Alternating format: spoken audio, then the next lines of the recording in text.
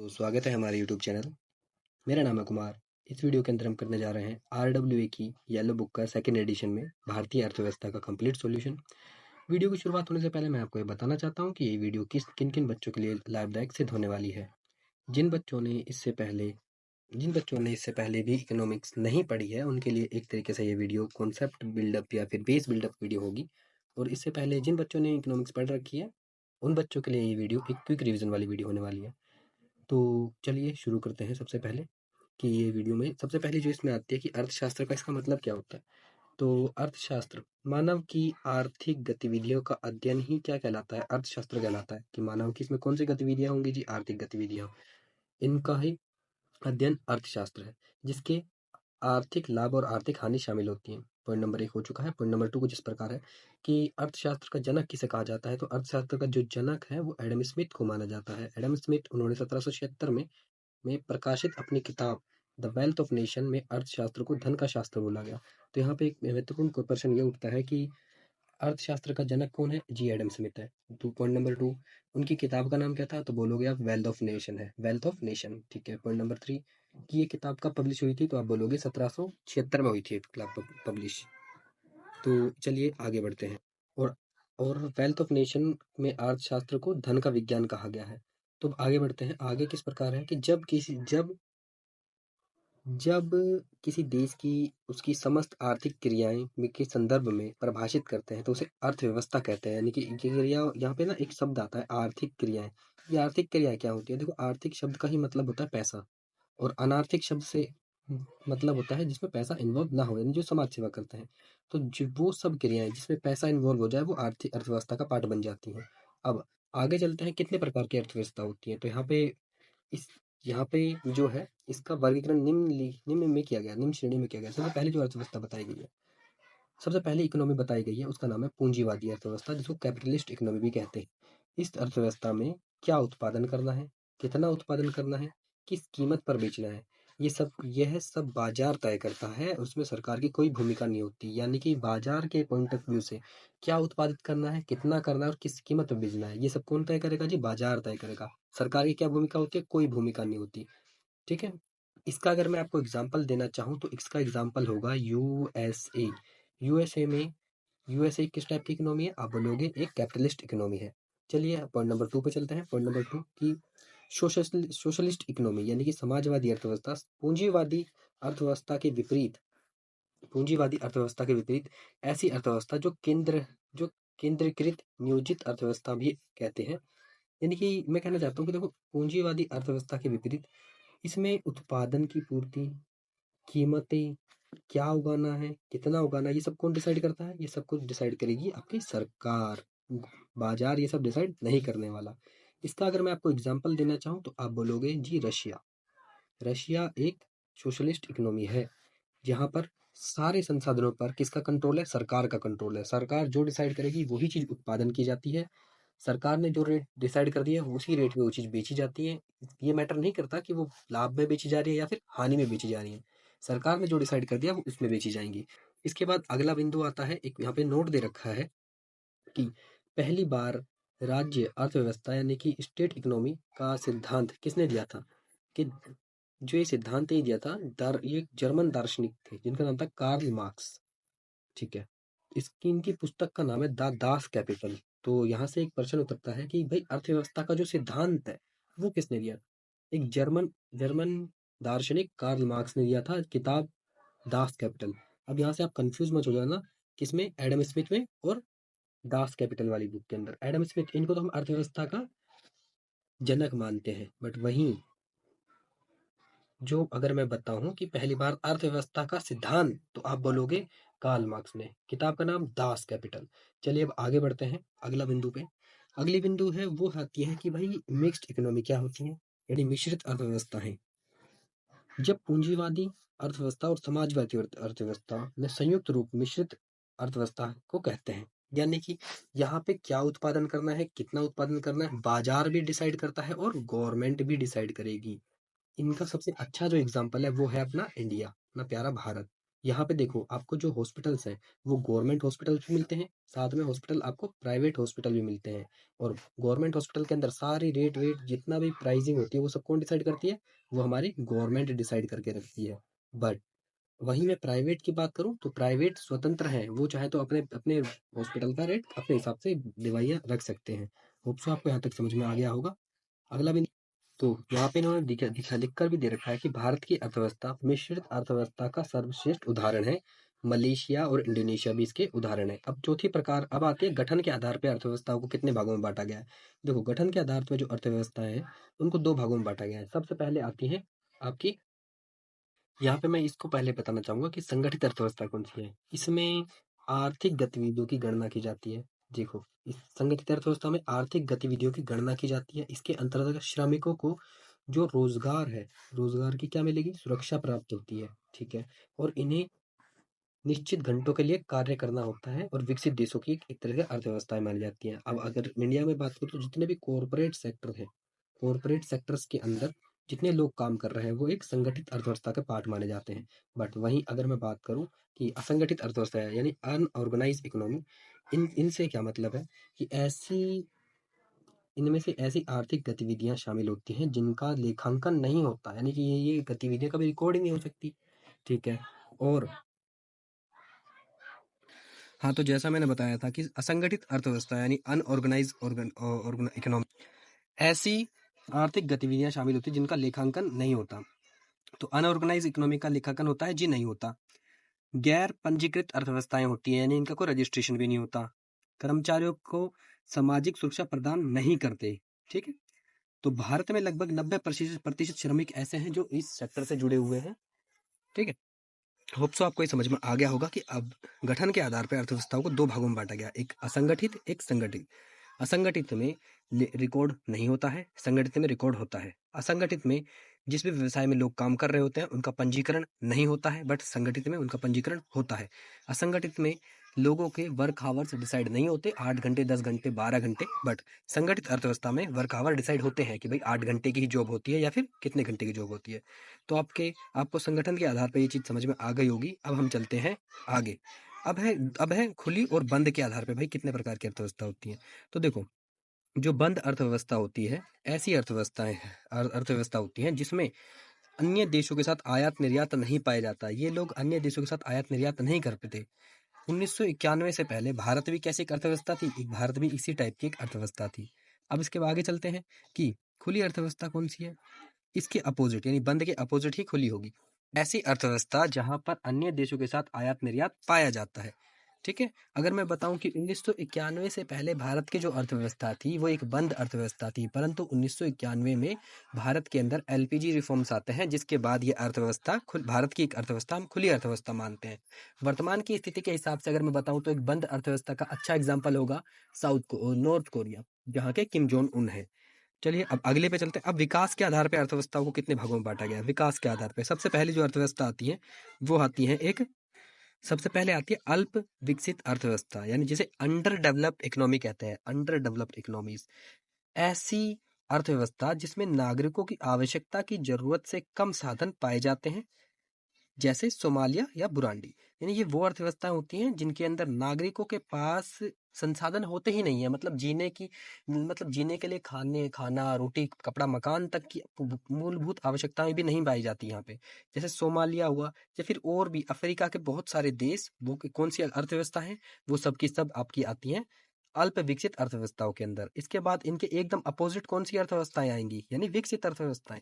यानी ये वो अर्थव्यवस्थाएं होती हैं, ऐसी आर्थिक अर्थव्यवस्था जिसमें नागरिकों की सहायता से अधिक साधनों को साधन हो, जैसे G7, यानी ये इन लोगों के पास जीवन प्रत्याशा के लिए महत्वपूर्ण जो साधन चाहिए वो सब के सब इन लोगों के पास उपलब्ध होते हैं और इनकी जीवन प्रत्याशा दर भी बहुत ज्यादा होती है। एक विकसित अर्थव्यवस्था में एक एवरेज इंसान लगभग 80 साल से ज्यादा जीता है, बट वहीं एक अल्प विकसित अर्थव्यवस्था में यही एज आपकी लेस देन 40 ईयर्स हो जाती है। यानी कि एक अल्प विकसित अर्थव्यवस्था यानी अंडर डेवलपमेंट इकोनॉमी के अंदर एक इंसान मात्र 40 साल तक जी पाता है, बट एक विकसित अर्थव्यवस्था में यही इंसान 80 से 90 साल तक जी पाता है। एग्जाम्पल के लिए यहाँ पे इन लोगों ने G7 का नाम दे रखा है, बट मैं इसमें नाम डालूंगा USA, एक विकसित देश है।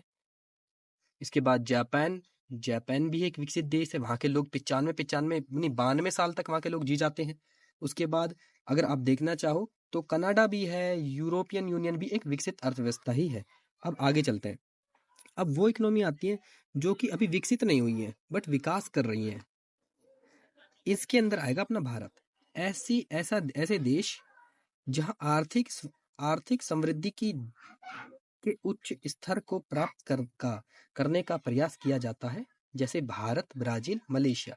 यानी सिंपल सी बात है, ये वो अर्थव्यवस्थाएं जो भी विकास कर रही हैं। अगर मैं इनको ग्रेड में डालूं तो सबसे कम विकसित अंडर डेवलप्ड 1 नंबर हुआ, विकसित 5 नंबर हुआ, तो इनके बीच में लगभग 2.5 से लेकर 3 नंबर के बीच में ये हमारी अर्थव्यवस्थाएं होती हैं विकासशील, जो भी विकास कर रही हैं।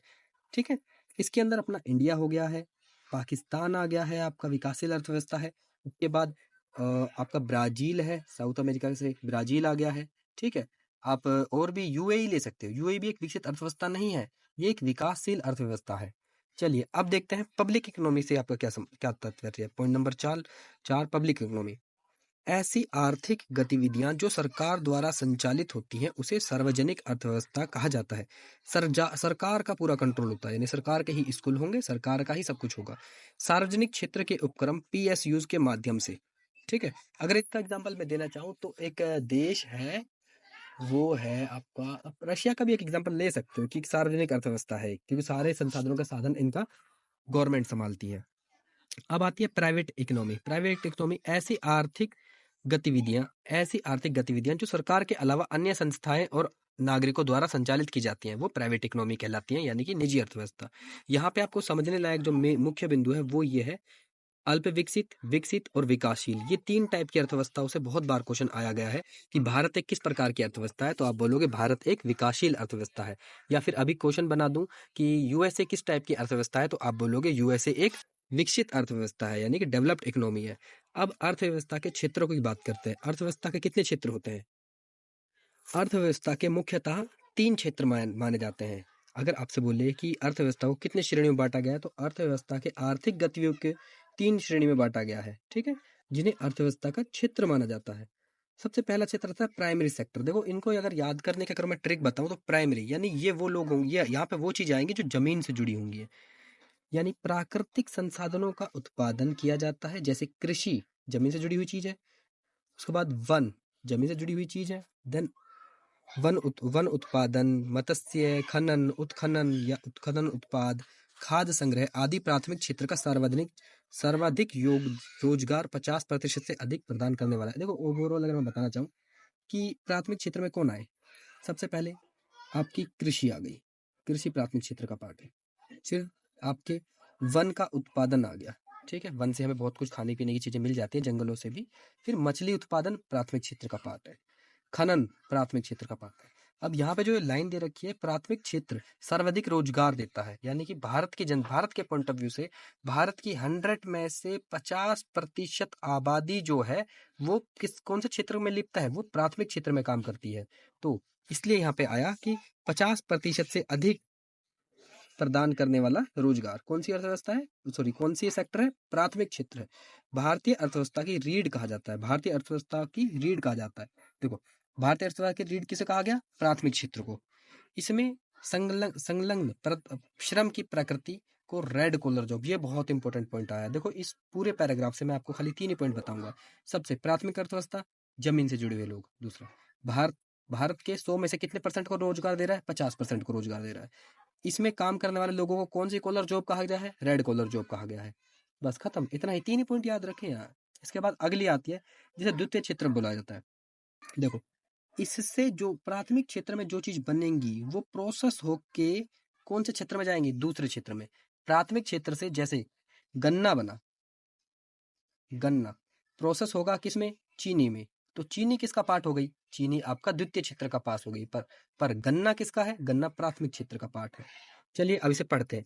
ऐसा क्षेत्र जिसमें प्राकृतिक उत्पादों को अर्धनिर्मित या पूर्ण निर्मित उत्पाद बनाए जाते हैं, जैसे गन्ना से चीनी, कपास से कपड़ा, सब्जी से जूस, गेहूं से आटा, लौह से इस्पात उद्योग, वस्त्र उद्योग, वाहन, इलेक्ट्रॉनिक्स आदि। ये किसके पार्ट है?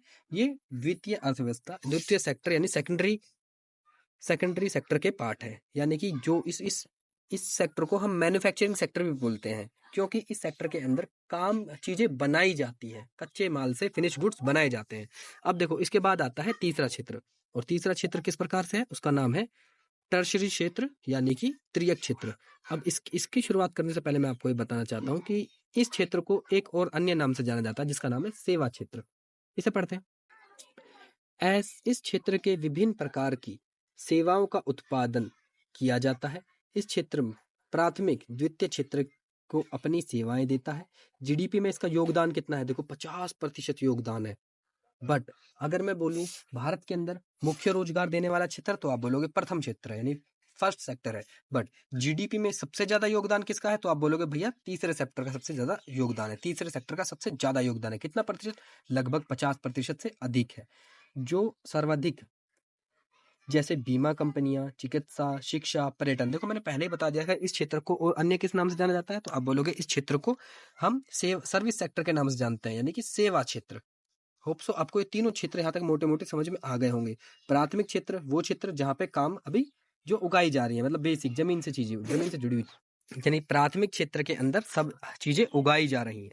ठीक है। प्रोसेस होने के लिए कौन से क्षेत्र में जाएंगी, जहां ये चीजें बनेंगी यानी कन्वर्ट होंगी, उसका नाम है द्वितीय क्षेत्र, यानी सेकेंडरी सेक्टर, जिसके अंदर गन्ने से चीनी बन जाएगी, कपास से कपड़ा बन जाएगा, सब्जी से जूस बन जाएगा। फिर हमने देखो फैक्ट्रियों के अंदर, यानी जो मैंने बताया था कि द्वितीय क्षेत्र को हम सर मैन्युफैक्चरिंग सेक्टर भी बोलते हैं। अब ये चीजें बन तो गई हैं, अब इनको लौटाएगा कौन, यानी सर्विस कौन देगा, तो यहाँ पे निकल के आता है अपना तीसरा क्षेत्र, जिसको हम सर्विस सेक्टर के नाम से जाने जाते हैं। होप्स आपको तीनों क्षेत्र समझ में आ गए होंगे। अब इन तीनों को छोड़ के दो अन्य क्षेत्र भी बने हैं वर्तमान की स्थिति के अनुसार, उनका नाम है चतुर्थ क्षेत्र। ऐसा क्षेत्र जहाँ ज्ञान सूचना पर आधारित है, इसे चतुर्थ क्षेत्र कहा जाता है। इस सूचना आधारित क्षेत्र को अर्थव्यवस्था का विकास लेते हैं। अगर मैं मोटा मोटा एग्जाम्पल बोलूँ ना, कि प्राथमिक क्षेत्र को मतलब मान लेते हैं कि हमें गन्ना उत्पादन करना है, प्राथमिक क्षेत्र की क्रिया है, बट हमें ये नहीं पता कि इस साल वर्षा कैसी होगी, तो इसकी सूचना हमें कहाँ से मिलेगी, मौसम विभाग से। मौसम मौसम विभाग से, तो इसकी सूचना हमें मौसम विभाग से मिलेगी, तो मौसम विभाग किसका पार्ट हो गया, आप बोलोगे भैया चतुर्थ क्षेत्र का पार्ट हो गया। अब इसके बाद एक पंचम से क्षेत्र भी आता है, जैसे क्वेनरी क्षेत्र भी बोलते हैं। ये आज के टाइम पे बहुत ज्यादा बार पूछा गया एग्जाम क्वेश्चन है कि पंचम क्षेत्र से आप क्या समझते हैं, तो चलिए इसे समझते हैं। ऐसा क्षेत्र जो ज्ञान, सॉरी मैंने गलती से चौथा पढ़ दिया, अर्थव्यवस्था के उस क्षेत्र इस प्रकार के अंतर्गत शीर्ष के निर्णय लिए जाते हैं, यानी कि हायरार्की जो डिसीजन लेते हैं, यानी कि किसी भी कंपनी के सीईओ प्लस गवर्नमेंट, यही लोग तो किसी अर्थव्यवस्था में बड़े बड़े डिसीजन लेते हैं। सीईओ एक कंपनी के अंदर डिसीजन लेगा, गवर्नमेंट एक देश के अंदर डिसीजन लेगी। तो अब इसे पढ़ते हैं। अर्थव्यवस्था के इस प्रकार के अंतर्गत शीर्ष स्तर के निर्णय लिए जाते हैं, जिससे सरकार शामिल है, जो कानून पारित करती है। देखो सरकार ने डिसीजन लिया, कानून पारित कर दिया। इसमें शिक्षा, उद्योग और वाणिज्य क्षेत्र भी शीर्ष निर्णयता भी शामिल है। होप सो आपको यहाँ तक समझ में आ गया होगा।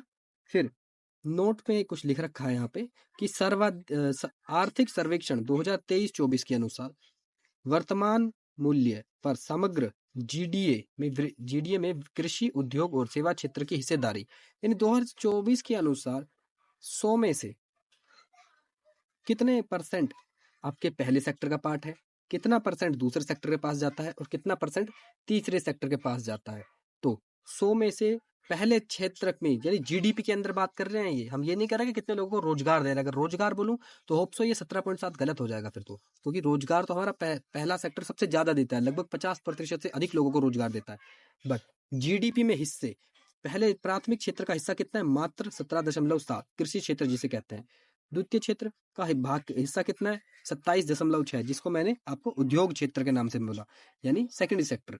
और तीसरा सेक्टर का भाग कितना है, 54.7, जिसको मैंने सर्विस सेक्टर या सेवा क्षेत्र के नाम से बोला था। कौन सी रिपोर्ट के अनुसार है, ये आप बोलोगे आर्थिक सर्वेक्षण 2023-24 के अनुसार है ये। अब आगे पढ़ते हैं। आगे कुछ इस प्रकार है ये कि कृषि में लगे हुए लोगों को, देखो ये आ गया, हम क्या कहते हैं, रेड कॉलर जॉब कह रहे थे, जी हाँ। द्वितीय क्षेत्र में लगे हुए लोगों को क्या बोलूंगा मैं, ब्लू कॉलर जॉब, ठीक है। और तृतीय क्षेत्र में लगे हुए लोगों को व्हाइट कॉलर जॉब, और जो 5वें क्षेत्र में काम कर रहे हैं उनको कहेंगे गोल्ड कॉलर जॉब। तो मैंने आपको मोटा-मोटा ये 4 टाइप की जो जॉब्स हैं ये बहुत बार एग्जामिनेशन में आ चुकी हैं, ये पिछली बार भी आपकी बहुत सारे एग्जामिनेशन में चीजें आ चुकी हैं। क्वेश्चन इस प्रकार से आता है कि रेड कॉलर जॉब में किस क्षेत्र की भागीदारी होती है? तो आप बोलोगे रेड, लाल। लाल क्या होती है भाई? मिट्टी, मिट्टी से जुड़े हुए लोग, ठीक है। फिर मैं बोलूंगा कि ब्लू कॉलर जॉब, यानी मैन ब्लू कॉलर जॉब किस क्षेत्र को दर्शाता है? तो आप बोलोगे भैया सेकंड, लाल के बाद नीला, ठीक है। फिर मैंने बोला व्हाइट कॉलर यानी सफेद कॉलर जॉब कौन से क्षेत्र का पार्ट? तो आप बोलोगे जो सर्विस देंगे। अब देखो, आप किसी भी कंपनी में चले जाओ जहाँ पे लोग सर्विस दे रहे हैं, वो जनरली व्हाइट कपड़ों में मिलते हैं। फॉर एग्जांपल डॉक्टर एक सर्विस सेक्टर का भाग है, डॉक्टर याद रखना। हॉस्पिटल्स जो आते हैं सर्विस सेक्टर का पार्ट है। तो जितने भी हॉस्पिटल में डॉक्टर किस कॉलर में मिलते हैं? आपके व्हाइट कॉलर में मिलते हैं। उसके बाद गोल्ड कॉलर, गोल्ड कॉलर ये हॉस्पिटल को चलाने वाला इंसान, वो तो गोल्ड में ही खेल रहा होगा ना, तो वो पंचम क्षेत्र का भाग है, यानी हॉस्पिटल को चलाने वाला उसका सीईओ, गवर्नमेंट, ये गोल्ड क्षेत्र। अब कुछ अन्य प्रकार की इकोनॉमी भी यहाँ पे बताई गई है। वो कुछ इस प्रकार है कि गिग इकोनॉमी। सबसे पहले गिग इकोनॉमी, मैं इसको पढ़ने से पहले आपको गिग इकोनॉमी के बारे में मोटा मोटा आपको समझा देता हूँ कि इसके अंदर जितने भी भारत के अंदर काम करने वाले सारे डिलीवरी बॉय, जितने भी टैक्सी ड्राइवर्स हैं, जोमेटो में अंदर काम करने वाले, स्विगी के अंदर काम करने वाले लोग गिग इकोनॉमी के भाग माने जाते हैं। अब इसको थोड़ा पढ़ते हैं। ऐसी आर्थिक गतिविधियां, तो गिग इकोनॉमी, ऐसी आर्थिक गतिविधियां, गिग इकोनॉमी के अंदर क्या आता है जी? ऐसी आर्थिक गतिविधियां जो संविदा आधारित अर्थात कम समय के जुड़ाव के लिए श्रमिकों के साथ अनुबंध कर देती हैं, ठीक है। इन्हें गिग इकोनॉमी कहते हैं। इस प्रकार की अर्थव्यवस्था में एक व्यक्ति एक से अधिक कंपनियों के लिए कार्य कर सकता है। मैंने जैसे बोला डिलीवरी बॉयज, आजकल के वर्तमान स्थिति में बहुत सारे जोमेटो में काम करने वाले लोग अपनी मॉर्निंग के टाइम पे प्राइवेट कंपनी में काम करते हैं, बट वहीं रात के 4 से लेकर 10 बजे के बीच में किस में काम करते हैं? या तो स्विगी में काम करते हैं या जोमेटो में काम करते हैं। तो ये किसका भाग हो गए? गिग इकोनॉमी का भाग हो गए हैं ये लोग। गिग इकोनॉमी आप लोग समझ चुके होंगे कि जिसमें डिलीवरी बॉय, आपके जोमेटो स्विगी में काम करने वाले लोग गिग इकोनॉमी या गिग वर्कर्स भी कहते हैं इन लोगों को, का पार्ट है। अब आगे जो आती है उसका नाम है चक्रीय अर्थव्यवस्था, यानी सर्कुलर इकोनॉमी। ऐसी अर्थव्यवस्था जिसमें संसाधनों का बेहतर उपयोग किया जाता है उसे चक्रीय अर्थव्यवस्था कहा जाता है। सिंपल है। फिर ग्रीन इकोनॉमी, देखो ग्रीन इकोनॉमी इसके ना नाम में ही इसका अर्थ जुड़ा हुआ है, यानी इसके अंदर हम विकास इस प्रकार करेंगे कि हमारे ग्रीन यानी वन, पेड़ पौधे, यानी हमारा पर्यावरण भी सुरक्षित रहे और हम अपनी आर्थिक समृद्धि भी यानी जीडीपी ग्रोथ भी हम प्राप्त कर सके। तो चलिए इसे पढ़ते हैं। ऐसी आर्थिक गतिविधियाँ यानी ग्रीन इकोनॉमी, ऐसी आर्थिक गतिविधियाँ जिसका पर्यावरण पर विपरीत प्रभाव नहीं पड़ता उसे हरित अर्थव्यवस्था कहा जाता है। इसमें सतत विकास, मतलब इसमें आपको इस सतत विकास का जो मतलब होता है इंग्लिश में, उसका नाम है सस्टेनेबल डेवलपमेंट। आपको इस टाइप का सस्टेनेबल डेवलपमेंट लोगे कि आपकी जो जीडीपी वृद्धि है वो भी होती रहे और आपका इन्वायरमेंट भी आपका सेव रहे। तो इस टाइप की इकोनॉमी को आप क्या कहोगे? हरित, ग्रीन इकोनॉमी कहते हैं। इसका अगर मैं एग्जाम्पल दूँ तो आज के टाइम पे इसका एग्जाम्पल है भूटान। भूटान इसका एक वेल डिफाइंड एग्जाम्पल है, जहाँ पर 75% से अधिक क्षेत्रफल पर क्या है? ओनली वन है। तो ये एक ग्रीन इकोनॉमी का पार्ट हुआ। अब चलते हैं हम अपनी अगली टाइप की इकोनॉमी पे, जिसका नाम है ब्लू इकोनॉमी। ऐसी अर्थव्यवस्था, देखो ब्लू क्या होता है? ओशियन होता है, समुद्र होता है ब्लू। तो इस अर्थव्यवस्था से आप क्या समझोगे भाई? समुद्र को भी आपको नुकसान नहीं पहुंचाना और विकास भी करना है। ऐसी अर्थव्यवस्था जिसमें समुद्र परितंत्र की रक्षा के साथ आर्थिक विकास को सुनिश्चित किया जाता है उसे ब्लू इकोनॉमी कहा जाता है। समझ गए? अब चलते हैं अपनी अगली इकोनॉमी पे, जिसका नाम है डिजिटल इकोनॉमी, जो कि इस टाइम पे डिजिटल यानी सब कुछ आपका ऑनलाइन शिफ्ट हो जाएगा। देखो ये क्लास भी हमारी क्या चल रही है? ऑनलाइन चल रही है। मैं फेस टू फेस तो आपको पढ़ा नहीं रहा। तो डिजिटल इकोनॉमी, जब आर्थिक गतिविधियाँ पेपरलेस हो जाए यानी पेपर रहित हो जाए या फिर क्या हो जाए? ऑनलाइन हो जाए, ऑनलाइन पद्धति से की जाती है, उसे डिजिटल अर्थव्यवस्था कहते हैं। भारत के अंदर ये अर्थव्यवस्था इसका कब आई? ये 2020 के बाद इसने स्पीड अप पकड़ा, क्योंकि कोविड के बाद से बहुत सारी चीज़ें ऑनलाइन शिफ्ट हो गई थी। तो यहाँ से आपका जो टॉपिक है कि अर्थव्यवस्था का प्रकार, वो ख़त्म हो गया है। मैंने अभी तक आपको क्या क्या पढ़ा दिया है? मैंने आपको पढ़ा दिया है अर्थव्यवस्था क्या होती है, पूंजीवादी अर्थव्यवस्था क्या होती है, यूएसए का एग्जाम्पल, समाजवादी अर्थव्यवस्था। फिर मैंने आपको अर्थव्यवस्था के क्षेत्र पढ़ा दिए हैं कि 3 प्रकार के क्षेत्र होते हैं, अन्य 2 जो हम एक्स्ट्रा मानते हैं वो भी बढ़ा दिए हैं। पंचम क्षेत्र के अंदर सारी कंपनियों के सीईओ आते हैं। फिर मैंने ये भी बता दिया है कि भारत के 100% जीडीपी में किस क्षेत्र का कितना योगदान है। तो मैंने बोला कृषि का 17%, उद्योग का 27% और सेवा का यानी तीसरे क्षेत्र का 54%। फिर मैंने गिग इकोनॉमी बनाया, जोमेटो डिलीवरी बॉय, चक्रीय अर्थव्यवस्था, सारे संसाधन पूर्ण रूप से प्रयोग होंगे, हरित अर्थव्यवस्था, वनों के साथ ग्रोथ करेंगे, ब्लू इकोनॉमी यानी समुद्र को बचा के फिर हम ग्रोथ करेंगे, डिजिटल इकोनॉमी, पेपरलेस। अब आगे आता है भारतीय अर्थव्यवस्था के प्रमुख लक्षण क्या हैं, तो इसे पढ़ते हैं। ऐसी अर्थव्यवस्था यानी एक ऐसी अर्थव्यवस्था जहाँ आर्थिक समृद्धि के उच्च स्तर को प्राप्त करने का प्रयास किया जाता है, विकासशील अर्थव्यवस्था कहलाती है। भारतीय अर्थव्यवस्था का एक विकासशील अर्थव्यवस्था विकसित देशों के सापेक्ष में भारतीय अर्थव्यवस्था पिछड़ी हुई है। देखो अगर मैं कंपैरिजन करूं, एक तरफ आपको मैं रख दूं अफ्रीका वाले कंट्रीज़, एक तरफ रख दूं हमारी इंडिया, और एक तरफ रख दूं हमारा यूएसए। तो अफ्रीका से तो हम स्ट्रॉन्ग हैं, यानी अफ्रीका से तो हम स्ट्रॉन्ग हैं, ठीक है। बट जो विकसित देश है जैसे कि यूएसए या फिर यूरोपियन यूनियन, इसके सामने हमारी अर्थव्यवस्था पिछड़ी हुई है। और हमारे सामने किसकी अर्थव्यवस्था ज़्यादा पिछड़ी हुई है भाई? अफ्रीका के देशों की। फॉर एग्जांपल मैंने बताया सोमालिया, इंडिया आपको बता ही दिया, यू के अंदर आपका फ्रांस आ जाएगा। तो इनके आधार पर भारत की जो अर्थव्यवस्था है, कौन सी अर्थव्यवस्था है? हमारी अर्थव्यवस्था प्रगतिशील अर्थव्यवस्था कहते हैं, या विकासशील अर्थव्यवस्था, या डेवलपिंग अर्थव्यवस्था के नाम से जानोगे आप इसे। अब चलते हैं इसके आगे कि कृषि पर आधारित अर्थव्यवस्था है। 2011 की जनगणना के अनुसार देश की कुल आबादी का 54.6% कृषि और इससे संबंधित गतिविधियों में लगे हुए थे। लगभग अगर मैं सच बताऊं कि 2011 में जब हमारी जनगणना होती है, उसमें भारत के 100 में से 54 लोग कौन सा काम करते थे? खेती के अंदर काम करते थे। सिंपल ये है। देश का लगभग 70% जनसंख्या अपनी आजीविका के लिए मुख्यतः कृषि पर निर्भर है। तो 2011 की जनगणना के अनुसार देश की कुल आबादी का 54% तो कृषि और इससे संबंधित कार्यों में लगा हुआ था, ये भी बता दिया। देश की लगभग 70% जनसंख्या अपनी आजीविका के लिए मुख्यतः किस पर निर्भर है? खेती के ऊपर निर्भर है। कई उद्योग को कच्चे माल के लिए कृषि क्षेत्र का निर्भर रहना पड़ता है, जैसे कि कपास कौन सी? पहली सेक्टर कपास आपका पहले क्षेत्र का एग्जाम्पल है, यानी पहले सेक्टर का। और पहले सेक्टर को ही मैंने बोला कृषि। अगर आपको कपड़ा बनाना है तो किसके ऊपर निर्भर रहना पड़ेगा जी? कपास के ऊपर निर्भर रहना पड़ेगा। अगर आपको चीनी बनानी है तो चीनी बनाने के लिए आपको किसके ऊपर निर्भर रहना पड़ेगा? आपको रहना पड़ेगा गन्ने के ऊपर। और गन्ना किसका भाग है? गन्ना एक पहले सेक्टर का भाग है। और पहले सेक्टर को किस नाम से बोला मैंने? कृषि क्षेत्र ही पहले सेक्टर का नाम रखा था। होप सो आपको यहाँ तक समझ में आ गया होगा। अब आगे चलते हैं। भारतीय अर्थव्यवस्था मिश्रित अर्थव्यवस्था यानी इंडियन इकोनॉमी मिक्स्ड इकोनॉमी क्या है?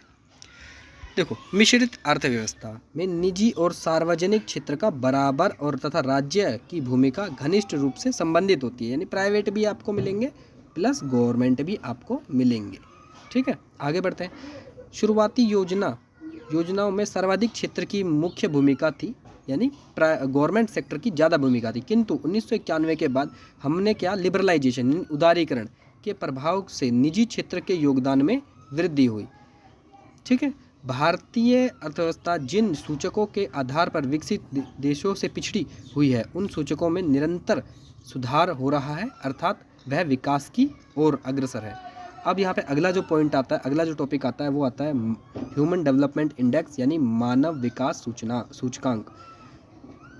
विकास के अन्य पहलुओं पर विश्व के राष्ट्रों का अध्ययन आकर्षित करने के लिए संयुक्त राष्ट्र विकास कार्यक्रम यानी कि यूनाइटेड नेशन डेवलपमेंट प्रोग्राम ने वर्ष 1990 में लगातार वार्षिक आधार पर मानव विकास रिपोर्ट का प्रकाशन किया, जिसमें विभिन्न राष्ट्रों द्वारा विकास के विभिन्न मानकों के सापेक्ष किए गए प्रयासों का एक वैश्विक विश्लेषण प्राप्त हुआ।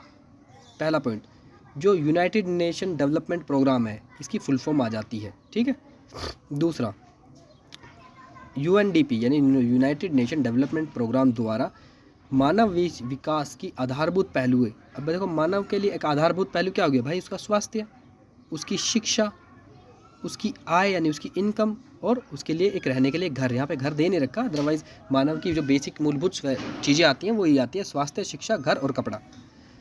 सूचकांकों की औसत के द्वारा विभिन्न देशों के मानव विकास सूचकांक द्वारा प्राप्त किया गया, जिसे मानव विकास रिपोर्ट शीर्षक के तहत विकसित किया गया। आगे पढ़ते हैं। मानव विकास सूचकांक की अवधारणा विकास पाकिस्तानी अर्थशास्त्री महबूब उल हक और तथा नोबेल पुरस्कार विजेता भारतीय अर्थशास्त्री अमर्त्य सेन ने दिया। अब देखो यहाँ पे बहुत बहुत महत्वपूर्ण बिंदु है, ये लाइन बहुत इंपॉर्टेंट है कि मानव विकास सूचकांक की जो अवधारणा थी, जो इस टाइप का आइडिया था, ये किन दो वैज्ञानिकों ने दिया। तो आप बोलोगे भारत के तो है जी अमर्त्य सेन, जिनको 1998 में नोबेल प्राइज मिला था, किसके अंदर, इकोनॉमिक्स के अंदर, जो सब्जेक्ट मैं आपको पढ़ा रहा हूँ। और पाकिस्तान के कौन है, महबूब उल हक। अब देखो अमर्त्य सेन जी के बारे में तो सब जानते हैं, बट दूसरा व्यक्ति जो पाकिस्तान के थे महबूब उल हक, इनके बारे में बहुत कम लोग जानते हैं। मानव विकास रिपोर्ट के पहले संस्करण का प्रकाशन कब होता है, 1990 में होता है। इन्हीं दोनों अर्थशास्त्रियों की मदद से किया गया था। मानव विकास सूचकांक के पैमाने में उच्चतम क्या होगा, 0 से 1 हो सकता है। ठीक है। भारत मानव विकास पैमाने के माध्यम में श्रेणी, भारत कहाँ लाई करता है, देखो राज्य स्तर पर मानव विकास रिपोर्ट जारी करने वाला प्रथम राज्य मध्य प्रदेश है। यहाँ पे ना इस नोट को मैं आपको थोड़ी देर बाद में समझाऊंगा, पहले मैं आपको भारत के बारे में पढ़ा दूं कि 2023-24 की HDI यानी ह्यूमन डेवलपमेंट रिपोर्ट, यहाँ पे HDR लिखा है यानी कि ह्यूमन डेवलपमेंट रिपोर्ट में भारत का 199 में से 134वां नंबर था। देखो स्टैटिक जीके के अंदर ये क्वेश्चन आ सकता है कि कि 193 देशों में से 193 देशों में से भारत का कौन सा स्थान है, तो आप बोलोगे ह्यूमन डेवलपमेंट इंडेक्स के अंदर 193 देशों में से भारत का जो स्थान है वो 134 है। और अगर हम राज्य स्तर की देखें तो पहली बार राज्य स्तर पे मध्य प्रदेश ने ये एक तरीका मतलब एक रिपोर्ट जारी करने लगे कि राज्य स्तर पर मानव विकास रिपोर्ट जारी करने वाला पहला राज्य मध्य प्रदेश था। ये स्टैटिक का क्वेश्चन है। अब बात करते हैं हैप्पीनेस की, खुशहाली। एक मनुष्य मात्र की आकांक्षा है जो कि सामाजिक प्रगति बन सकता है। संयुक्त राष्ट्र संघ ने प्रथम बार 2012 में विश्व खुशहाली रिपोर्ट जारी करी। ठीक है। अब चलते हैं राष्ट्रीय आय। देखो जो ये टॉपिक है राष्ट्रीय आय, इसके लिए मैं एक सेपरेट वीडियो बनाऊंगा जिसके अंदर मैं आपको नेशनल इनकम सिखाऊंगा। नेशनल इनकम क्या होती है, UNDP, GDP, NDP, NDPFC या फिर मूल्यह्रास, डेप्रिसिएशन क्या होता है, ये एक अलग से एक सेपरेट वीडियो के अंदर मैं लूंगा, क्योंकि ये एक बहुत इंपॉर्टेंट टॉपिक है। तो इस टॉपिक को स्किप करके हम सीधा चलते हैं अपने अगले टॉपिक पे, जिसका नाम है हिस्ट्री ऑफ इंडियन प्लानिंग यानी कि योजना आयोग। होप सो आपको वीडियो समझ में आ रही होगी। चलो पढ़ते हैं इसे कि भारत में आर्थिक नियोजन में पंचवर्षीय योजनाएं।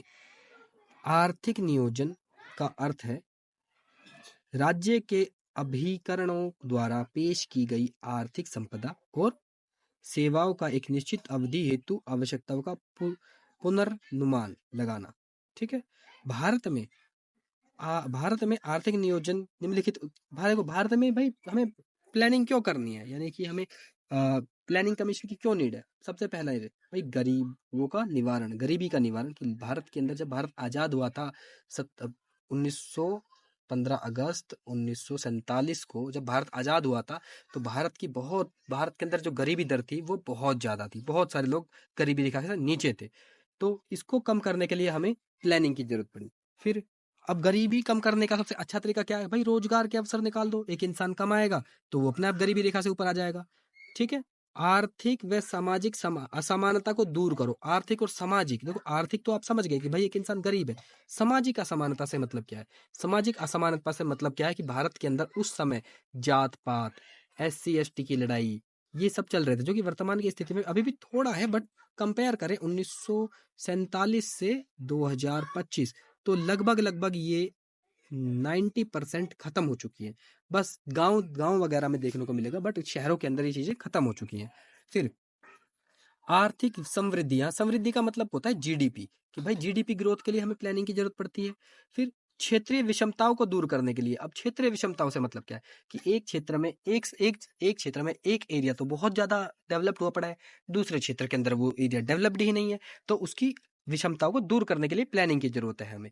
अब पढ़ते हैं कि इस पुस्तक में भारत के विकास के लिए 10 वार्षिक कार्यक्रम, इस पुस्तक में भारत के विकास के लिए 10 वार्षिक।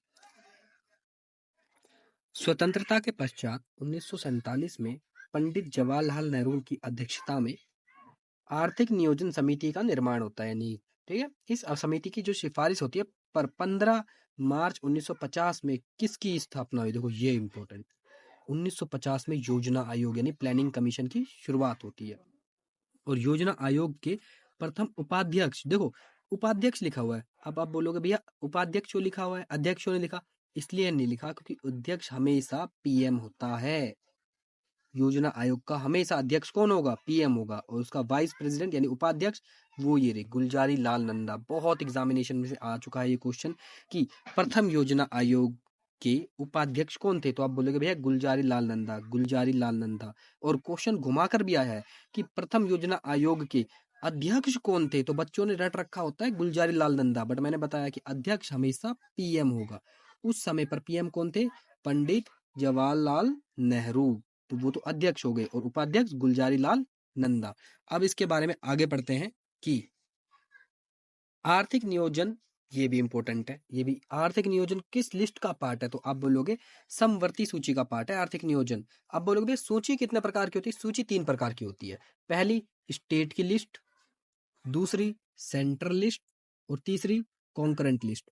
ठीक है, स्टेट लिस्ट के अंदर कानून स्टेट बना सकता है, गवर्नमेंट का, सेंटर का कोई यूज नहीं है।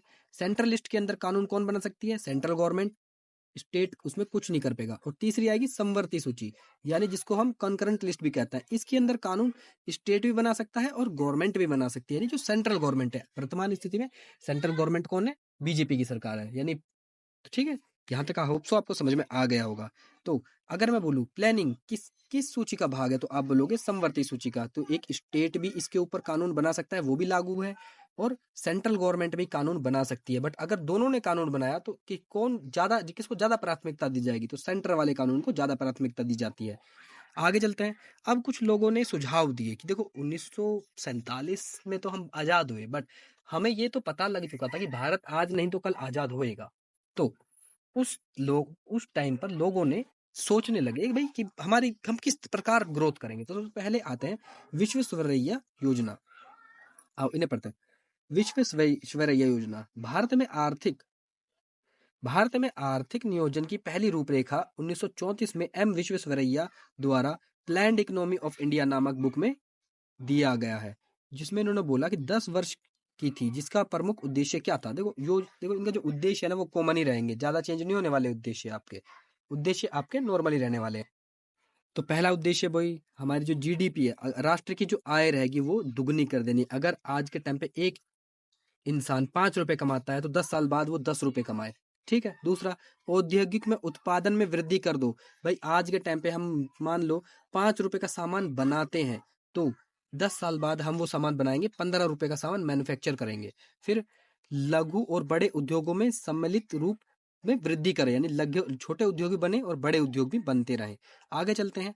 अब आती है फिक्की, यानी कि फिक्की का प्रस्ताव आता है। ये 1934 में भारतीय पूंजीपतियों के अग्रणी संगठन federation of India chambers of commerce and trade, ये इंपॉर्टेंट है भाई। फिक्की की फुल फॉर्म क्या है, तो आप बोलोगे फिक्की की जो फुल फॉर्म है वो है federation of Indian chambers of commerce and industry. ये पेपरों के अंदर आ चुकी है। राष्ट्रीय नियोजन की आवश्यकता के महत्व को समझा तथा इस इसका समर्थन किया, जिससे नियोजन प्रक्रिया के समन्वय हेतु राष्ट्रीय योजना आयोग की मांग हुई। फिक्की भी आप समझ गए। फिक्की से इंपॉर्टेंट क्या है भाई, कब 1934 में आया ये प्रस्ताव। और फिक्की की फुल फॉर्म क्या है, तो आप बोलोगे federation of Indian chambers and commerce and industry. अब आगे आते हैं कांग्रेस कहाँ पीछे रहने वाली है जी। 1938 में भारत में नियोजन की आवश्यकता वह संभावना पर विचार करने के लिए भारतीय राष्ट्रीय कांग्रेस इंडिया आईएनसी यानी इंडियन नेशनल कांग्रेस का राष्ट्रीय नियोजन समिति का गठन किया गया। इस समिति में पंडित जवाहरलाल नेहरू थे। इस समिति ने देश की आर्थिक समस्याओं से संबंधित सभी पहलुओं पर क्या करे का अध्ययन किया। अब आता है बॉम्बे प्लान। बॉम्बे प्लान से क्या मतलब है? भारत के 8 प्रमुख पूंजीपतियों के द्वारा देश के अधिक विकास की योजना तैयार की गई, जिसे ये बॉम्बे में हुआ था, तो इसलिए बॉम्बे प्लान। देश के आठ आठ जो बड़े बड़े उद्योगपति हैं वो लोग इकट्ठा होते हैं बॉम्बे में, और देश का किस प्रकार विकास होगा इसके बारे में वो लोग अध्ययन करते हैं। तो इस 8 पूंजीपतियों में शामिल थे, सबसे पहले देखो, पुरुषोत्तम दास ठाकुर दास, JRD टाटा, नाम तो सुना ही होगा, ठीक है। दूसरा JD Birla, Birla cement. Lal Krishna Advani. Bombay plan था, ये मैंने बता दिया था कि ये कब आएगा, ये 1944 से 45 में आता है, ठीक है। भारत के कितने उद्योगपति थे जी? 8 उद्योगपति थे, जिसमें से एक मोटा मोटा मैंने नाम JRD टाटा बता दिया, GD बिरला बता दिया, और भी बहुत सारे हैं, ये पढ़ लेना। अब इसके बाद आगे चलते हैं कि इन्होंने क्या, किस विषय पर जोर डाला, तो कृषि पुनर्संरचना यानी रिस्ट्रक्चर ऑफ एग्रीकल्चर। इन्होंने बोला कि हमें अपनी कृषि की पुनर्संरचना करनी होगी, कि किसी इंसान के पास तो बहुत सारी जगह है और किसी के पास तो कुछ भी नहीं है, तो लोगों को जमीन इस प्रकार बांट देनी चाहिए कि हर किसी के पास कुछ ना कुछ हिस्सा आ जाए। औद्योगिकरण पर बल लघु मध्यम कुटीर उद्योगों को प्रोत्साहन देने के लिए इन्होंने बोला। अनिवार्य उपभोक्ता वस्तु उद्योग का विकास करने के लिए कहा।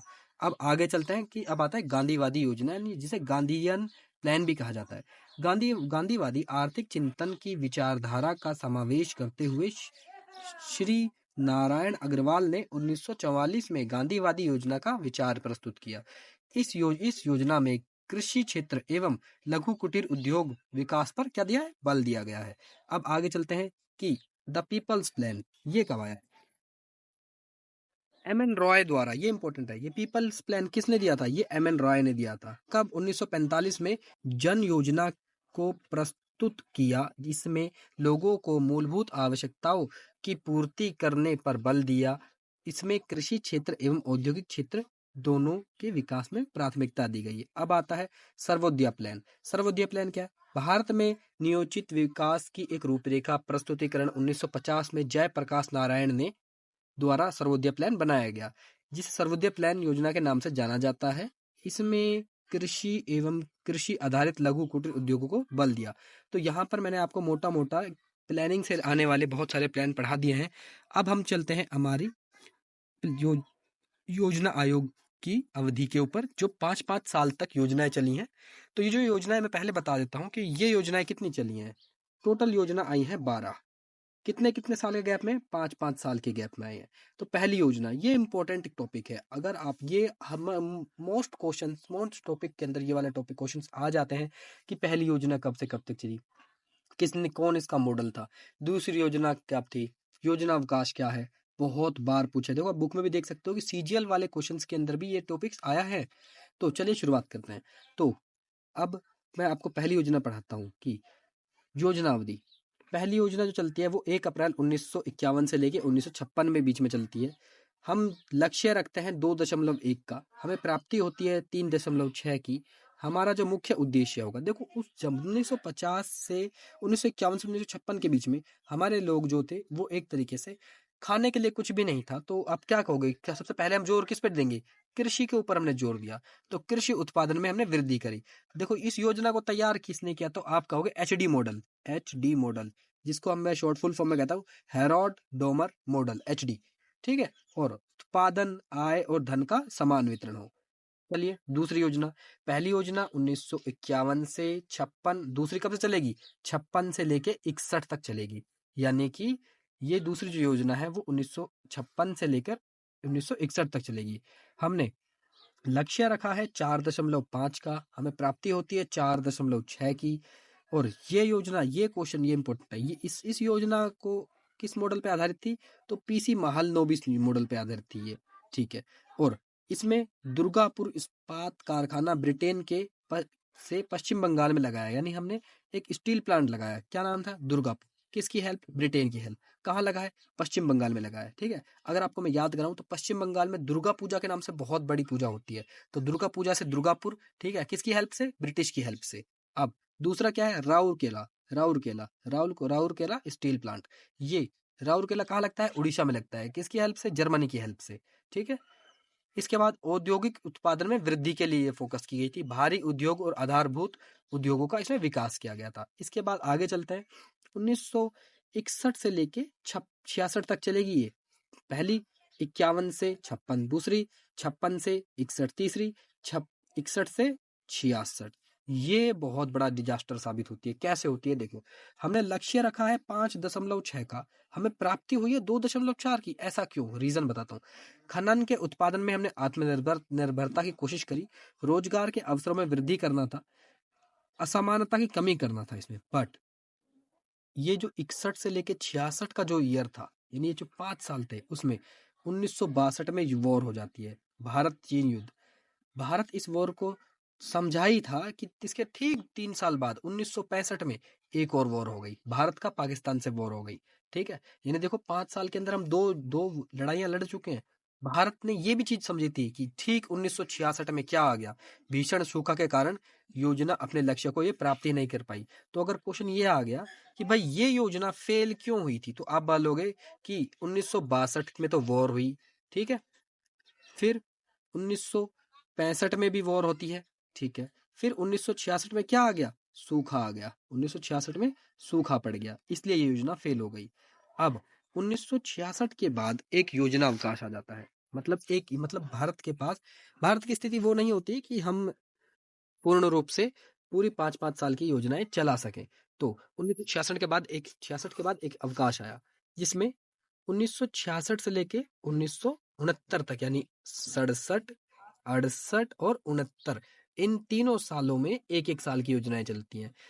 ठीक है, तो इस दौरान चीन पाकिस्तान के साथ युद्ध होने के कारण चौथी पंचवर्षीय योजना शुरू ना करने का निर्णय लिया गया। इसके बाद इस दौरान हरित क्रांति की शुरुआत होती है। अब देखो ग्रीन रेवोल्यूशन क्या है, 1966 से 67 में स्टार्ट हुई। किसने? एम एस स्वामीनाथन जी ने, डॉक्टर एम एस स्वामीनाथन जी ने। ठीक है, इस योजना को, ठीक है, होप सो आपको समझ में आ गया होगा। बट मैं इस टॉपिक के अंदर मैं अपने कुछ खुद के पर्सनल नोट्स डालना चाहता हूँ कि जो डॉक्टर एम एस स्वामीनाथन जी थे, ये कौन थे, इनको कितने पुरस्कार मिले हैं, किसके जनक माना जाता है। ठीक है, तो आओ उन नोट्स के ऊपर हम चलते हैं अपने। मुझे मात्र 1 मिनट दीजिएगा, मैं उन नोट्स के ऊपर खोलता हूँ। हाँ, डॉक्टर ये रहे, डॉक्टर स्वामीनाथन। 1925 में इनका जन्म होता है। एक सेकंड, 1925 में इनका जन्म होता है, और ये इंपॉर्टेंट है, 28 सितंबर 2023 में इनकी मृत्यु हो जाती है। ठीक है, कौन थे भाई? भारत के हरित क्रांति के जनक कहा जाता है इन्हें, भारत के, इंडिया के। और मैं अगर बोलूं वर्ल्ड के, तो आप बोलोगे doctor Norman Borlaug, doctor Borlaug. ठीक है, दुनिया के हरित क्रांति के जनक डॉक्टर बोरलॉग, भारत के हरित क्रांति के जनक आप बोलोगे डॉक्टर स्वामीनाथन। पुरस्कार कौन कौन से मिले हैं? सबसे पहले 1966-67 में इन्होंने हरित क्रांति शुरुआत करी, तो ठीक 1967 में इनको पद्मश्री दे दिया गया भारत सरकार द्वारा। फिर इसके ठीक 5 साल बाद, यानी 1972 में पद्म भूषण दिया गया। फिर लगभग 17 साल बाद 1989 में इनको पद्म विभूषण दिया गया है। परंतु सबसे इंपॉर्टेंट चीज क्या है, इनको भारत रत्न आज इनको मिला नहीं है। इनको जो हमारे बड़े बड़े 4 बड़े सम्मान हैं, उनमें से 3 मिल गए हैं, चौथा नहीं मिला है, जिसका नाम क्या है, भारत रत्न। डॉक्टर स्वामीनाथन को नहीं मिला है। ये इंपॉर्टेंट है, बहुत बार ये क्वेश्चन आता है कि इनमें से किस को भारत रत्न अभी तक सम्मानित नहीं किया गया, तो आप क्या बोलोगे? डॉक्टर स्वामीनाथन को नहीं दिया गया है। ठीक है, अब इन इन बड़े 3 पुरस्कारों के साथ साथ कुछ अन्य पुरस्कार भी इन्हें मिले हैं। सबसे पहले रमन मैग्सेसे पुरस्कार 1971 में मिला।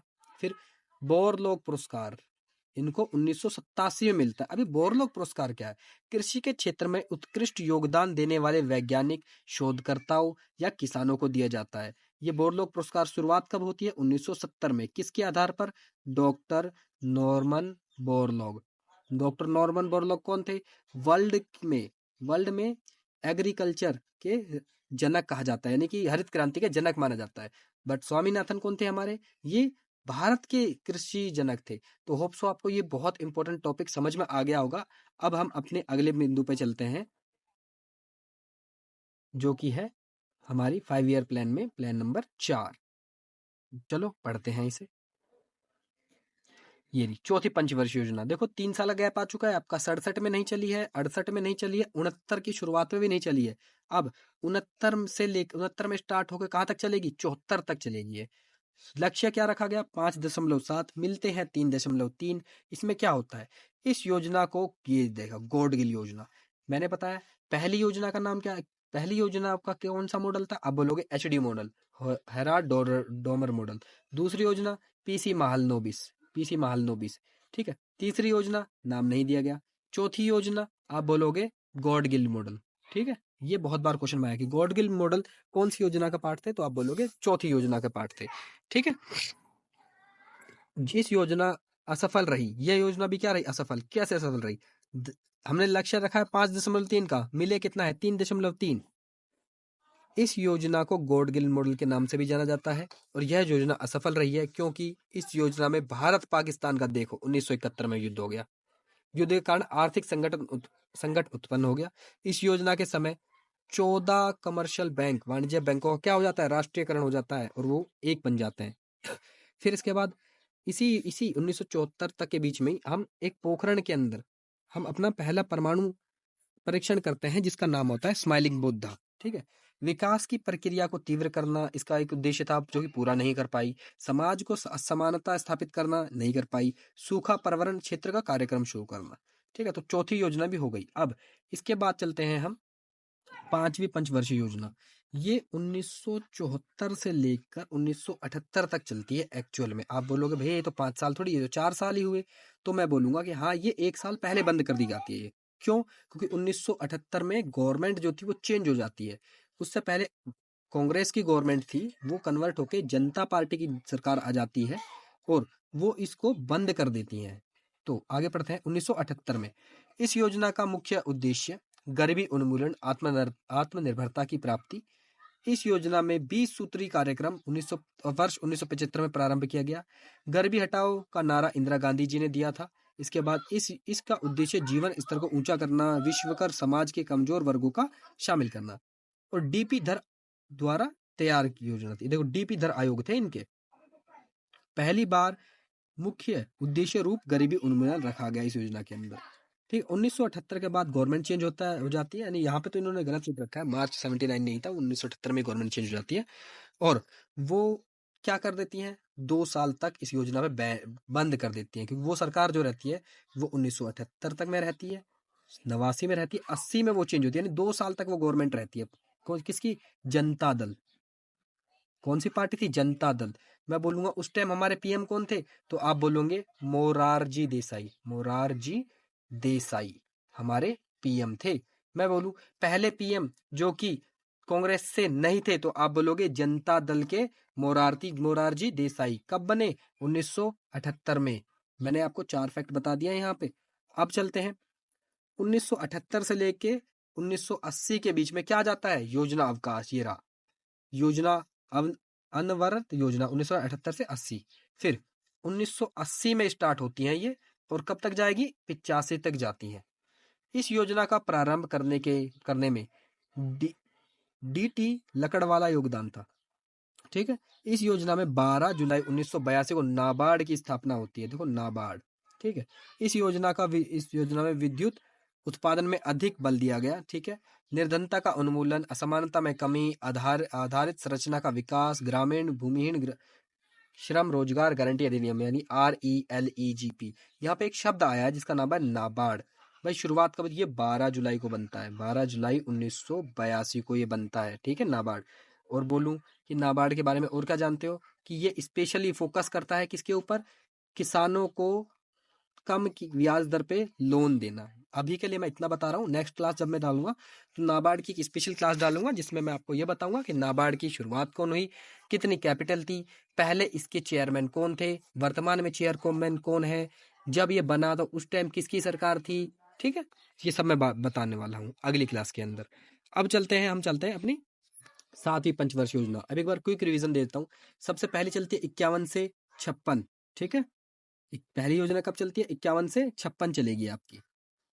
दूसरी चलती है जी, पहली चलेगी आपकी 51 से 56, दूसरी चलेगी आपकी 56 से 61, तीसरी चलेगी 61 से 66 जो कि फेल हो जाती है।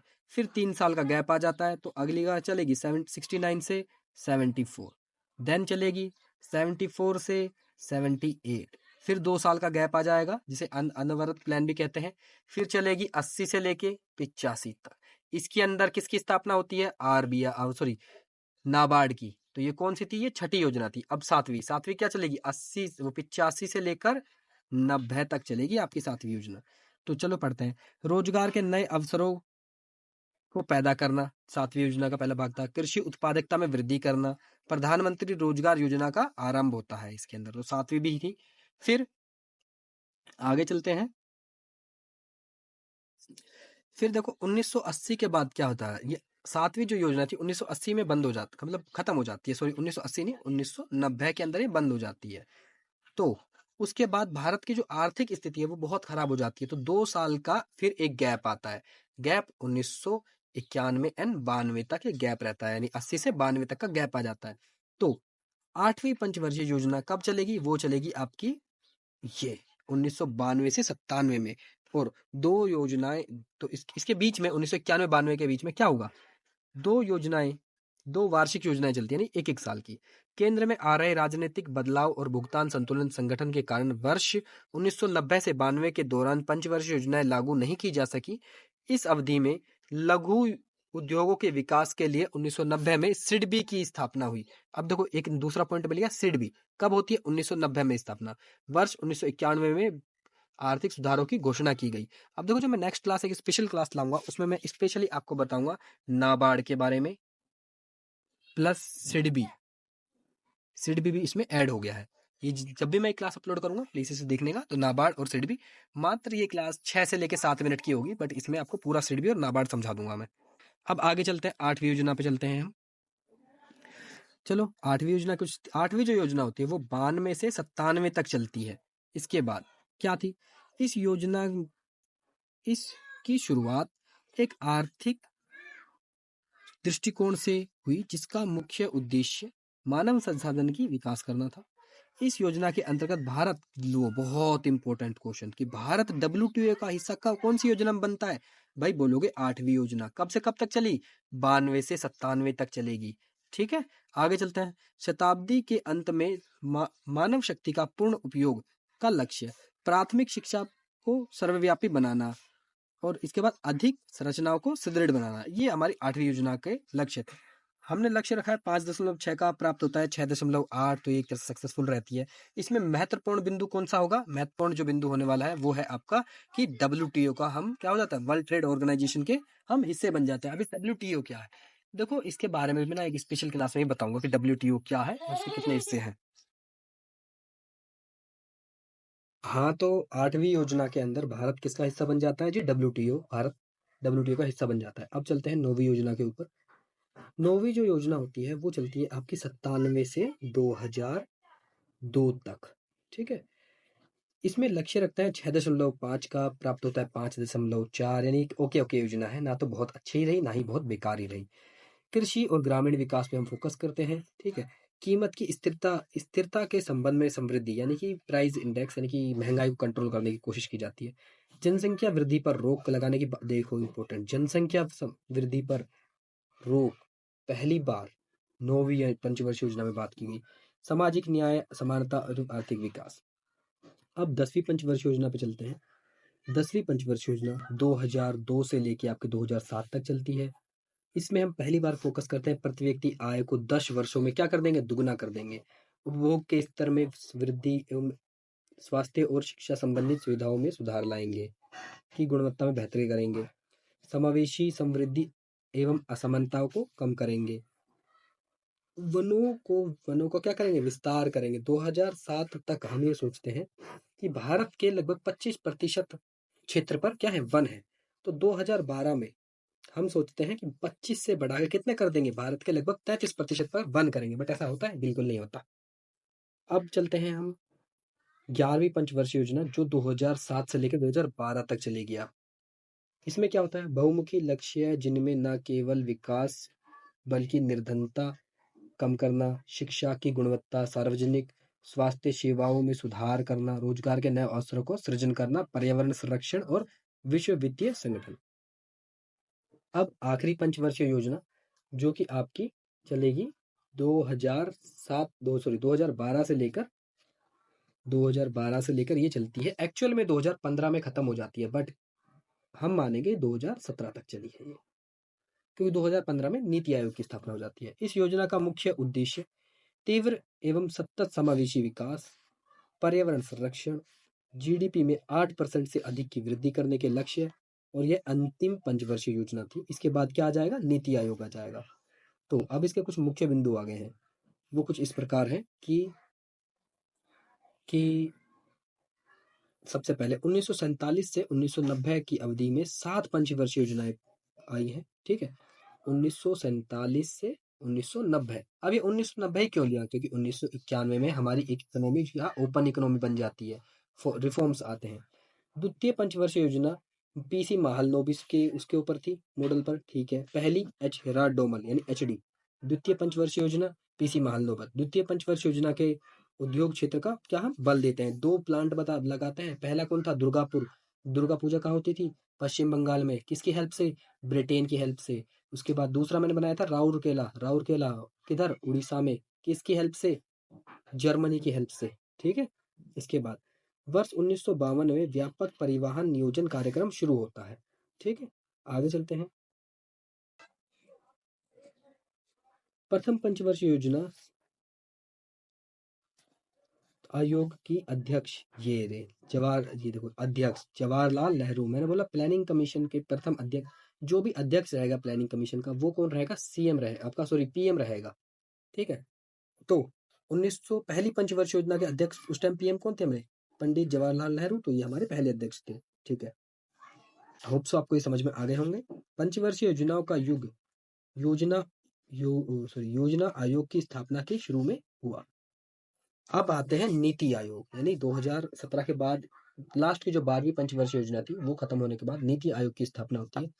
भारत में प्रधानमंत्री श्री नरेंद्र मोदी जी ने 15 अगस्त 2014 को किसकी स्थापना करी? नीति आयोग की स्थापना करी।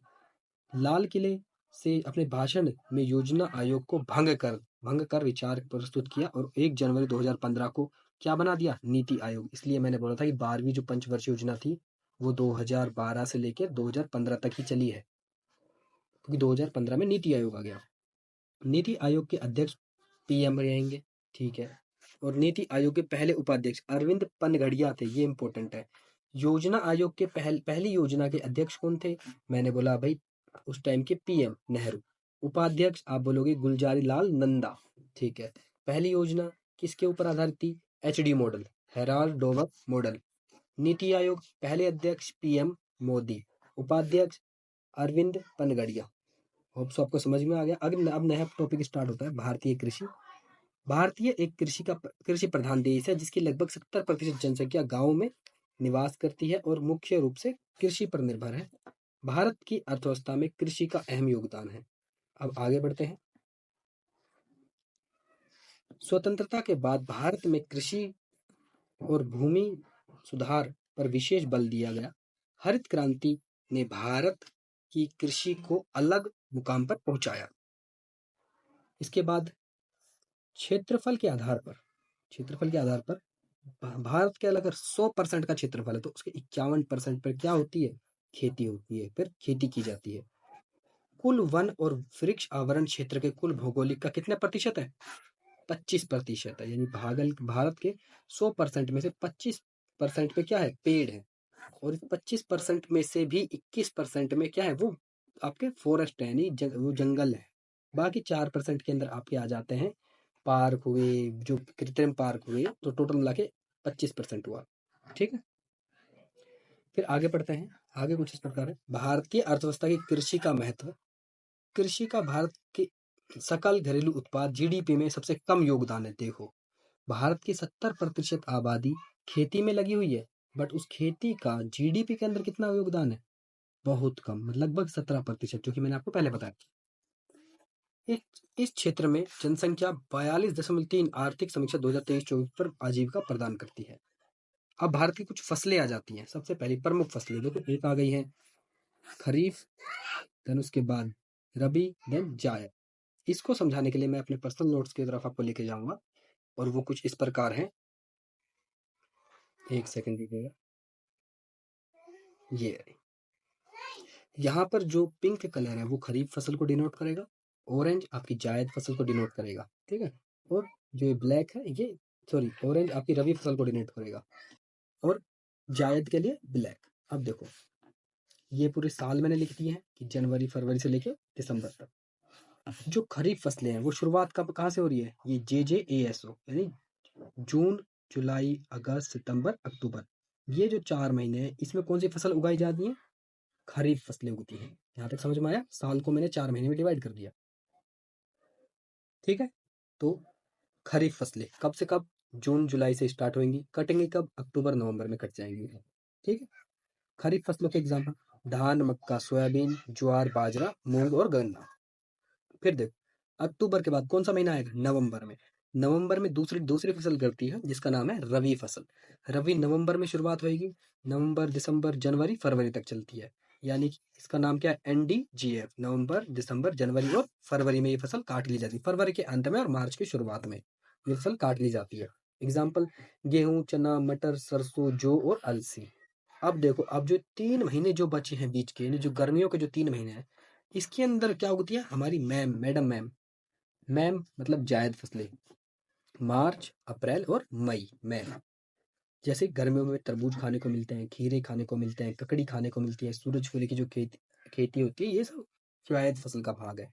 तो अब अगर हम उस बुक के पॉइंट पे चलते हैं तो आपको समझ में वो चीज़ आ जाएगी बहुत अच्छे तरीके से कि सबसे पहले खरीफ फसल मैंने क्या बताया था कि जून जुलाई में स्टार्ट होंगी और कटेंगी कहाँ पर, आपकी अक्टूबर में कटेंगी। एग्जाम्पल, धान मक्का बाजरा मूंग सोयाबीन गन्ना।